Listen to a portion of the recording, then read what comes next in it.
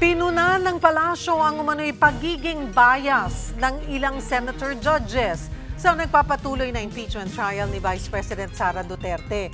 Kaugnay niyan at ibang issue, magbabalita si Mobile Journal Julie Baiza. Julie, may partikular bang senator judge ang tinukoy ng palasyo na umano'y nagiging bias nga sa paglilitis?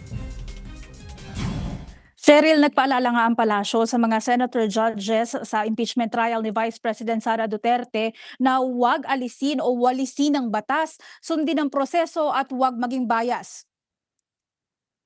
Sa briefing, nanindigan ng palasyo na hindi makikialam si Pangulong Bongbong Marcos sa gumugulong na impeachment trial laban sa bise. Ang nais lang daw ng Pangulo, masunod ang sinasabi ng batas at proseso. Pero binakbakan ng palasyo ang anyay mga senator judges na nag-aaktong abogado sa trial. Makikita raw sa hearing na mayroong nag-iiba o naglilihis ng interpretation ng batas.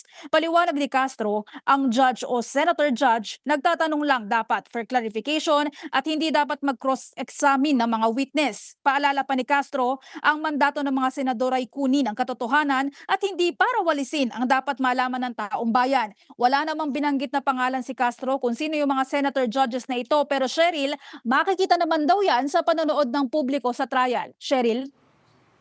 Ano naman yung naging direktiba rin ng Pangulo sa mga ahensya ng gobyerno habang patuloy ang epekto ng Bagyong Maymay?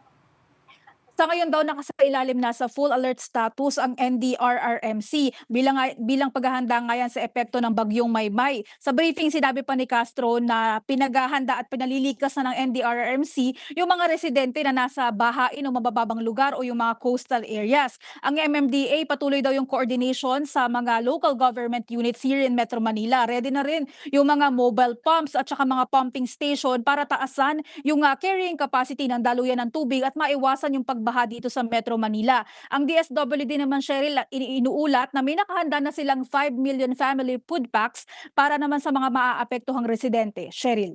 Maraming salamat, Mobile Journal Julie Baiza.